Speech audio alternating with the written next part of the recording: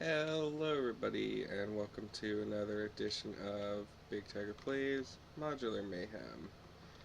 After some technical difficulties, we have lost an episode.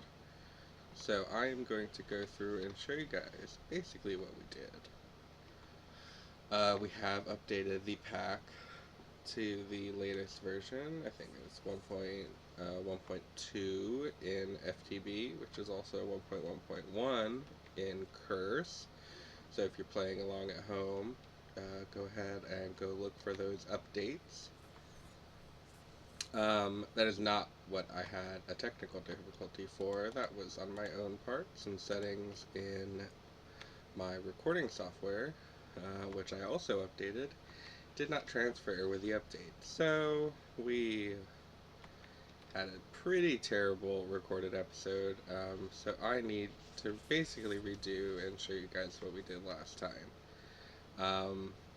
First thing off the bat, we did go to the Nether.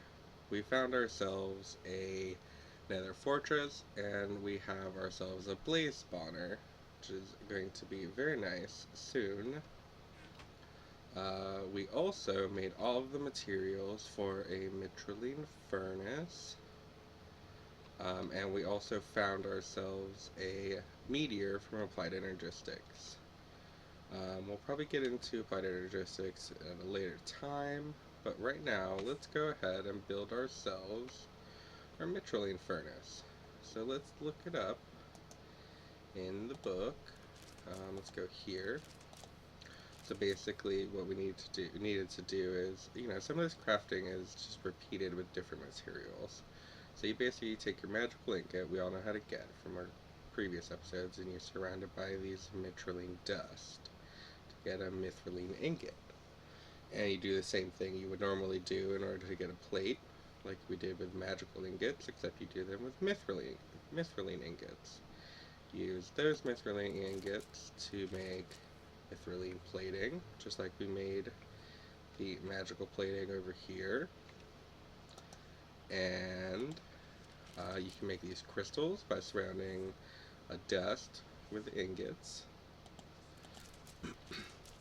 And you can make these crystals, with, this is a Mitraline and this is a Mitraline crystal. So you do one Mitraline crystal, 6 Mitraline dust, an Eye of Ender, and an Ender Pearl. Gives you one of these. We needed 4 of those, so we had to go farm some Endermen at our Ender Forest. But basically, I'll show you guys how this book handles multi-block structures.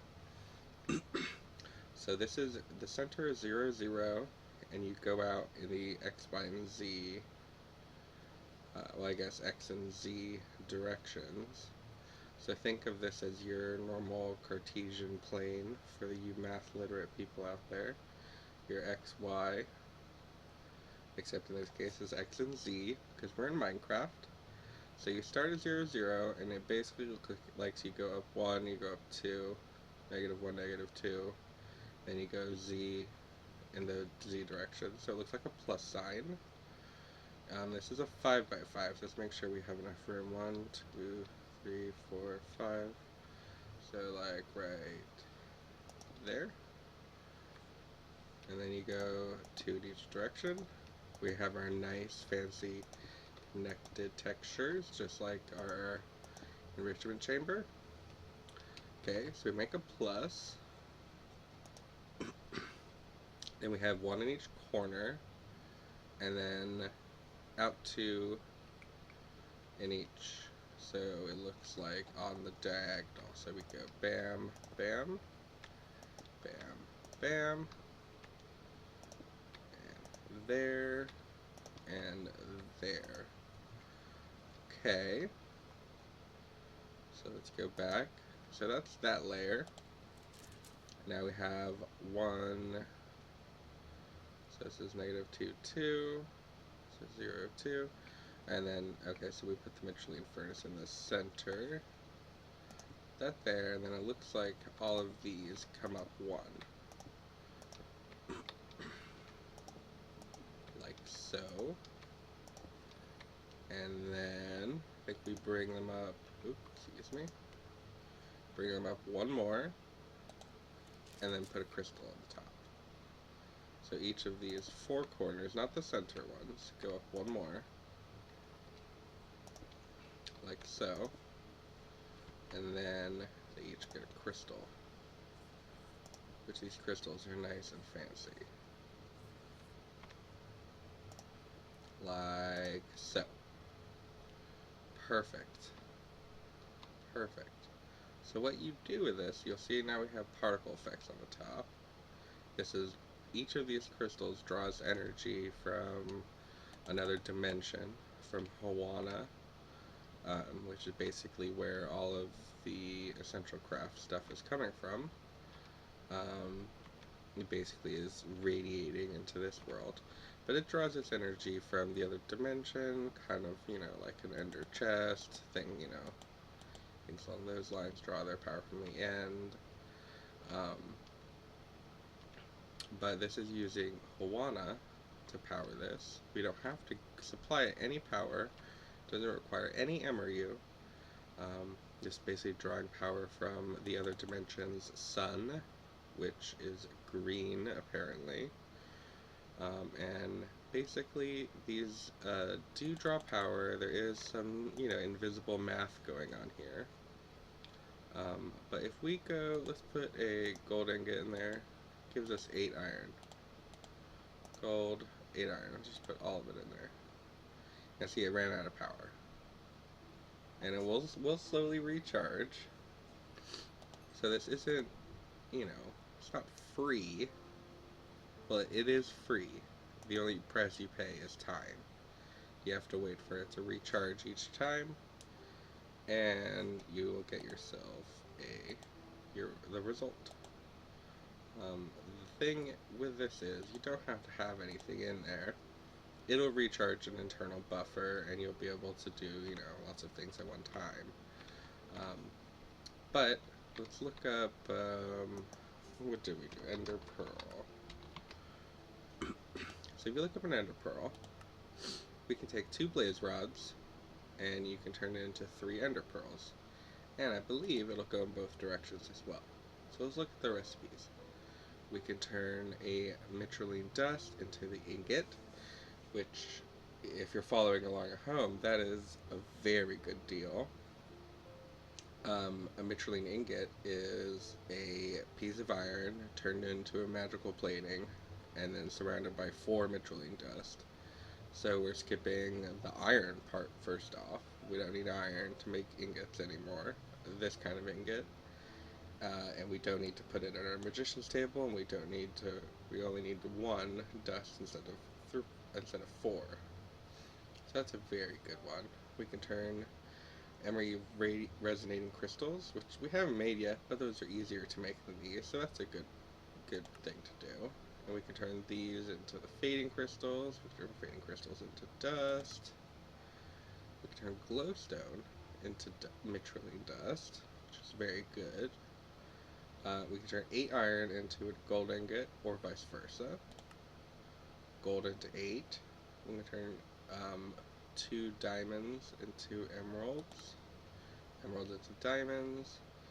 Change wood into other woods, saplings into other saplings, logs into logs, leaves into leaves, some farm stuff, some flowers,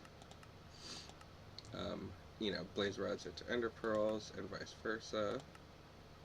64 redstone becomes a ghast tier. Let's just say that again. 64 redstone, which is not hard. A stack of redstone gives us a ghast tier, and vice versa.